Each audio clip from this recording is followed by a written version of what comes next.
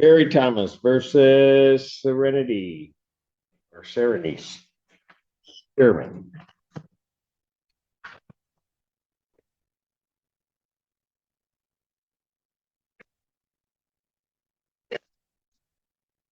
Good afternoon, Your Honor. Andrew Cates, P7829, representing Mr. Barry, who stands to my left.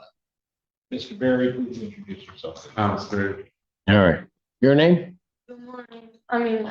Good afternoon, Serenity Sturman. All right. Where are we on this case? Your Honor, this is a termination of tenants case. There's 30 days notice to quit issued to the defendant. Have not come to any sort of a resolution, so we are asking for this item. Ma'am, what's your position now? You said what? What's your position on moving? Like, where am I at? Yeah, or do you think that you should have to? So I wrote something out because I have something that I want to say, but I just don't know how to say it unless I'm reading it because I have social anxiety. Okay, go ahead. Okay, it'll just take me a short minute. So I couldn't retain a lawyer since the last court date. So I wrote down what I want to say. All I want to say is that we have been together the last roughly 10 days, every single night and almost every day. We've been on great terms. We haven't fought unless the dogs or putting my stuff in storage or court was mentioned.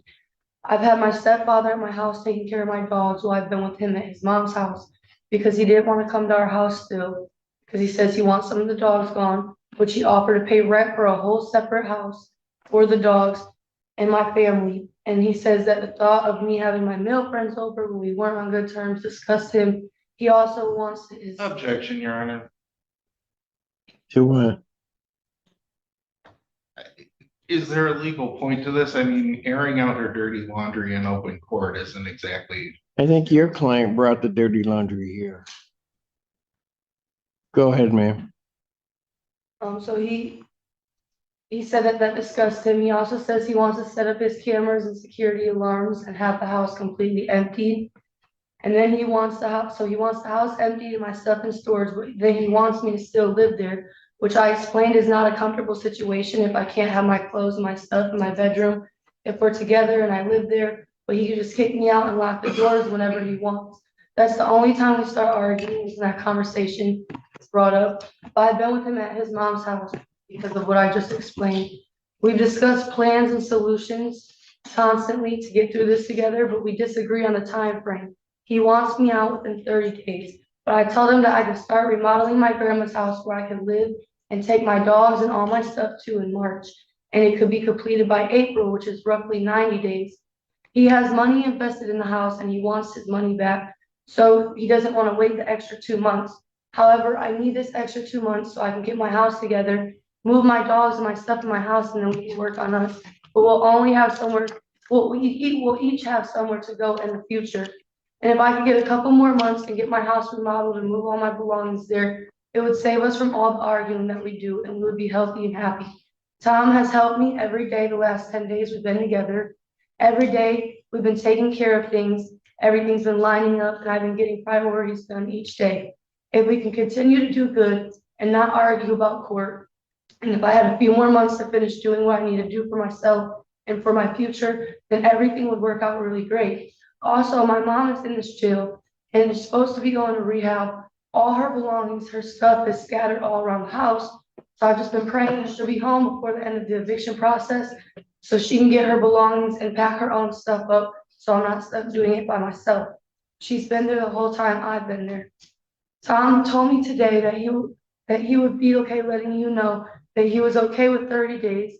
But if I'm being realistic and truthful, I really need 90 days. I could be back at my grandma's house, comfortable, safe, and happy. It would fix a lot of mental illnesses that I've been suffering with the last year.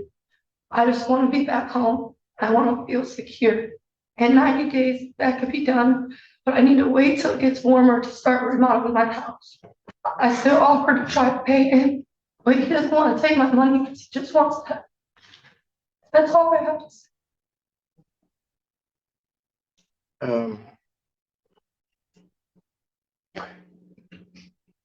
the last case that we had. How did you end up in this house? Because, I mean, what's contained on the complaint, I think is false. I ended up. From what- in the house because Yeah. He gave me the keys and I moved all my stuff into the house. My mom was there, my brother was there. He gave them keys. We all walked around. We looked at all the work that needed to be done. Got right feeding. You know, I had all the puppies. It was 13. They were very young. So I set up everything for the puppies. So I want to, you can stop there. Counsel, on this complaint, it's alleged that defendant is a trespasser and has no right to be there. I don't even know how he gets to that, if that's the circumstances. Your Honor, I addressed this at the last hearing.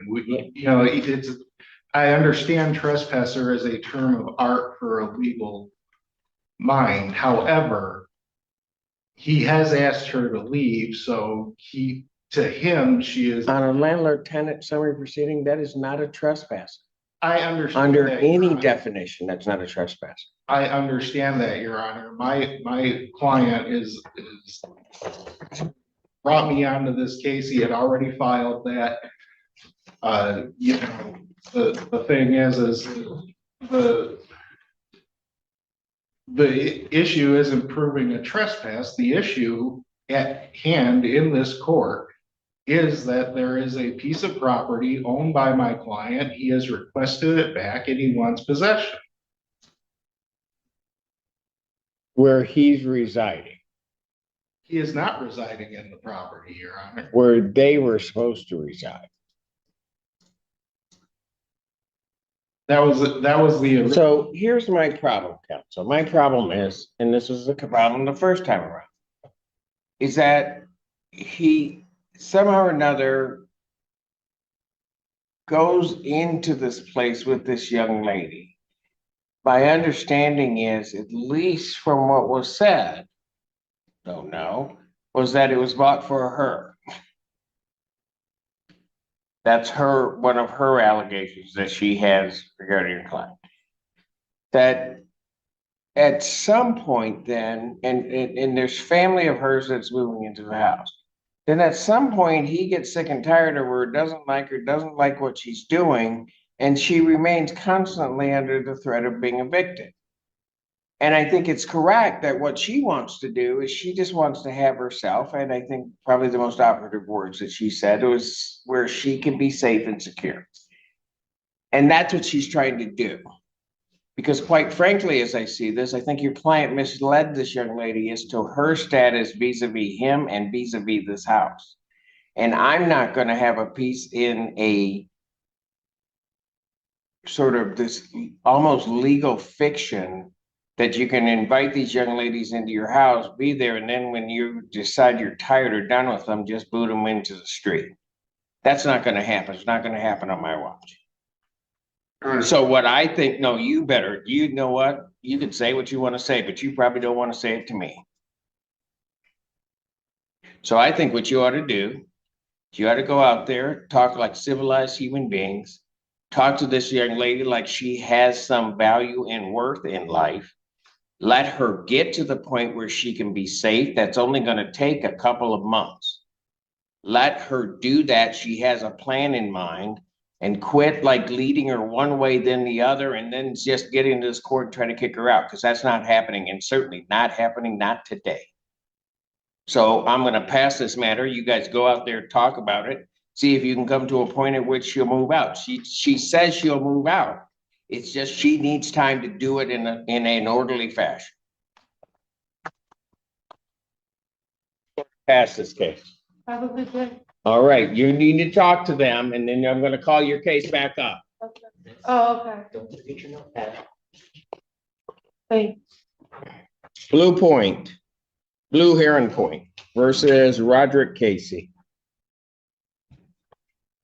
Good afternoon, Your Honor. Rania Haddad for the plaintiff.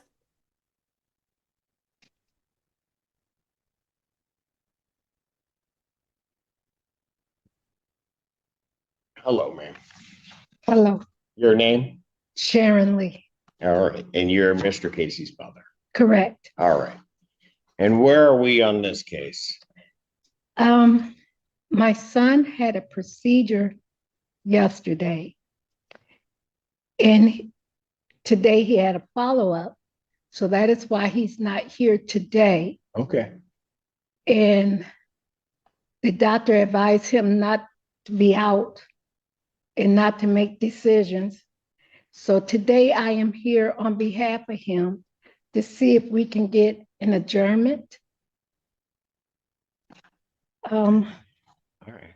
How much is owing on this? Your Honor, if I may. Yes. Thank you, Judge. I am showing a balance due and owing of $11,168.59. That is inclusive of $10,998.59 in rent to retain and $170 in attorney fees and costs. Okay. And so although I do appreciate, the nature of the situation, Your Honor, this is the third hearing.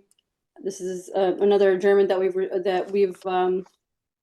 has been requested. There's been no answer, no attorney on behalf, no affirmative defenses, no motions, no rental payments made since September of 2025.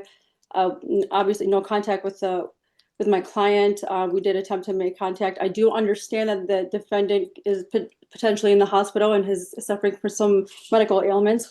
However, we can't keep this case open without proper procedure.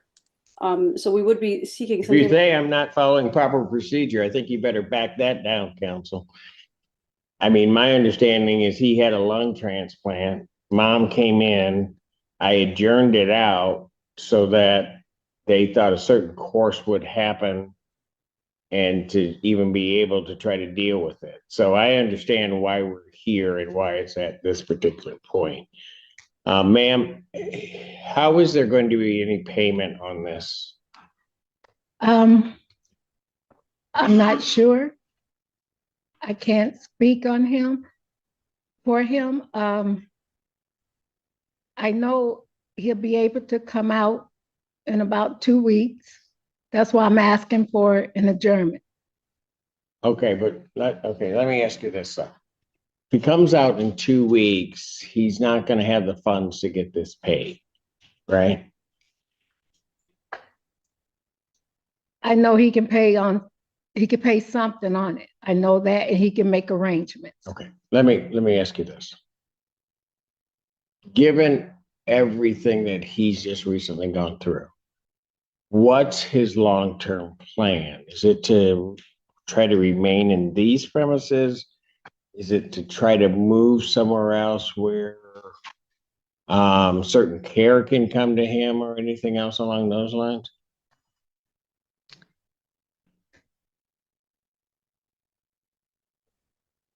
Do you know? I mean, I don't know.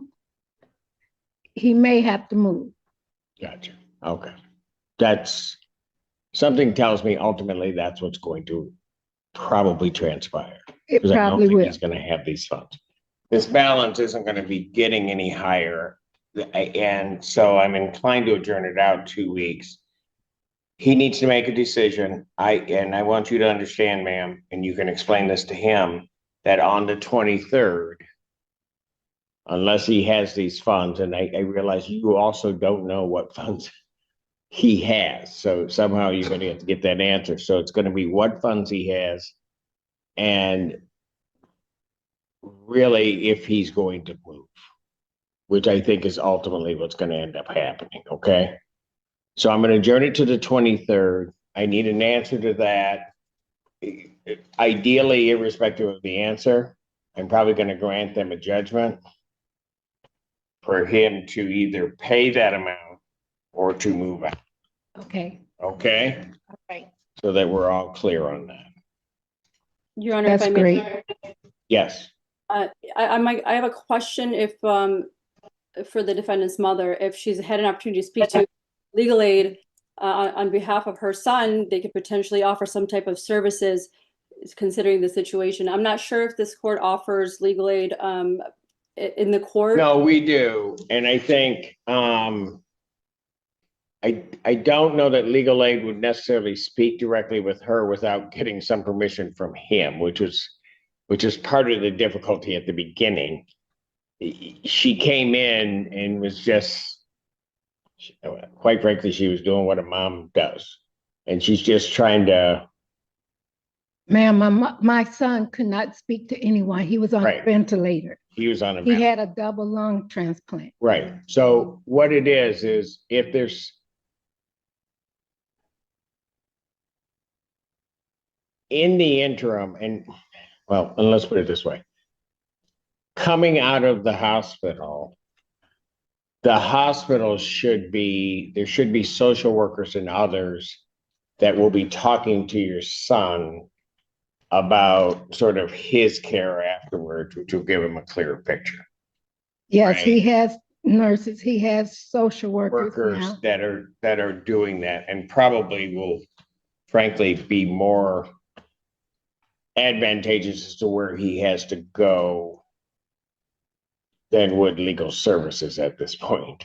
Okay, Okay, so he needs to talk to them about like housing and those kinds of things and his care, okay? So I'm Okay. giving this 2 weeks. And I know it's a lot within those 2 weeks, but it sounds like he's at least in a, oh, Miss Amy, I'm sorry. No. I'm happy to be here if you have minutes right now. okay. So we have somebody from my court liaison officer that can get in touch with what services might be available for Mr. Casey. that's great. Okay, so 23rd at 1 That p.m. one, okay, Okay, and so just so that you understand, in some form or another, it's likely next week that in the next 2 weeks, I'm going to grant a judgment or something. All right. I understand. And I appreciate you so much for being patient in the apartment. Well, thank you for your patience. It's been a rough go. I know, ma'am. All Thank right, you. take care. All right.